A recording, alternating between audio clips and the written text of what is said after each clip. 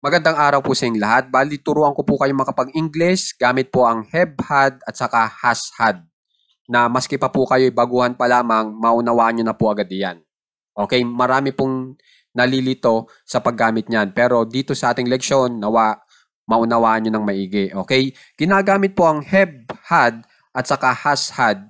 Maaari po natin gamitin yan para masabi natin na yung bagay na inyong tinutukoy ay matagal na po na nasa inyo.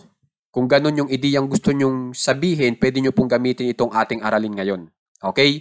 Bali, itong have had ay ginagamit po sa mga salitang akin o sa English ay I. Okay? Kaya kung mapapansin nyo, itong I o akin, ang kanyang kapareha ay have had. Ganun din po itong iyo, have had. Okay? Itong atin o amin, bilang we, have had din po ang kapareha niya. At saka itong kanila na they sa English, have had din po. Pero kung ang gagamitin nyo po ay kanya, bilang he kung lalaki, she naman kung babae, ang dapat nyong ipareha dyan ay has had. Okay po? Pero kung papangalanan nyo po yung tao, tapos isa lang po yung tao, katulad ni Tarzan, has had. Pero kung Tarzan and Jane, dalawang tao ang inyong pinangalanan, have had po ang inyong gagamitin. Okay? Makikitandaan po para hindi po kayo magkamali. Okay? Ngayon, magbigay na po ako ng halimbawa para magamit nyo na rin po agad ang have had at saka has had. Okay? Kunyari po itong napili ko, itong nasa unahan.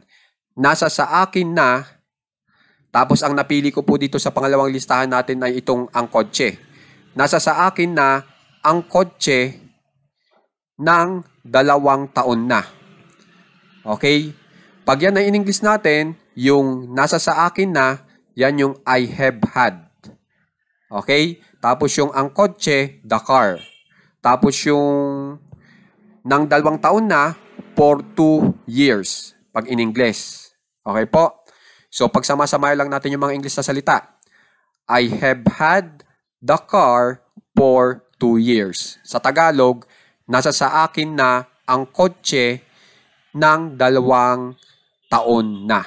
Sinasabi nyo na yung tinutukoy nyong kotse ay 2 taon nang nasa inyo.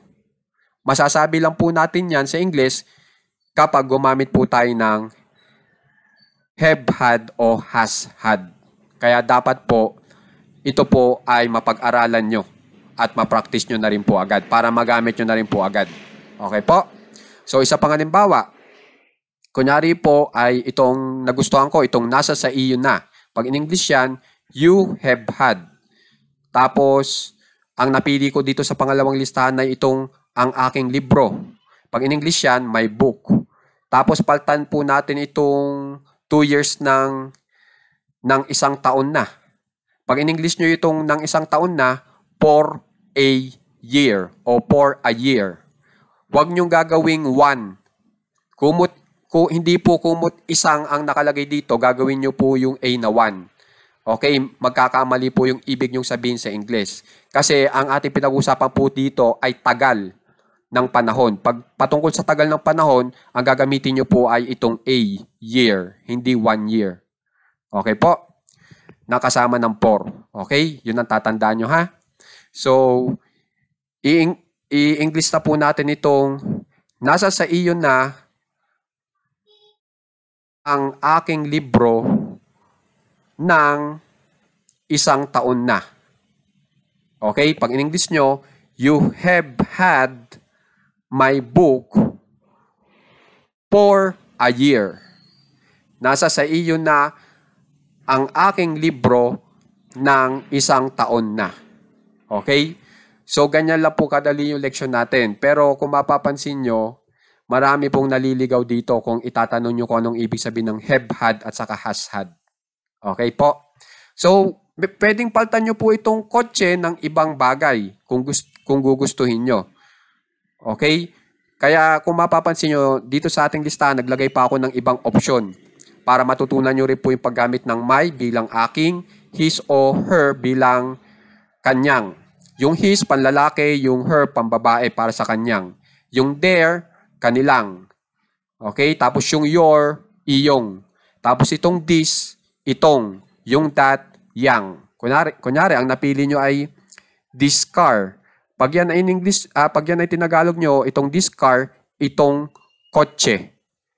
O kaya itong kotse na ito, pwede rin po. Okay, halimbawa po, na kay Tarzan na itong kotse ng 2 taon na. Okay? So, pag in-English nyo yan, Tarzan has had this car for 2 years. Ganun po yung tamang English sa na kay Tarzan na itong kotse ng 2 taon na.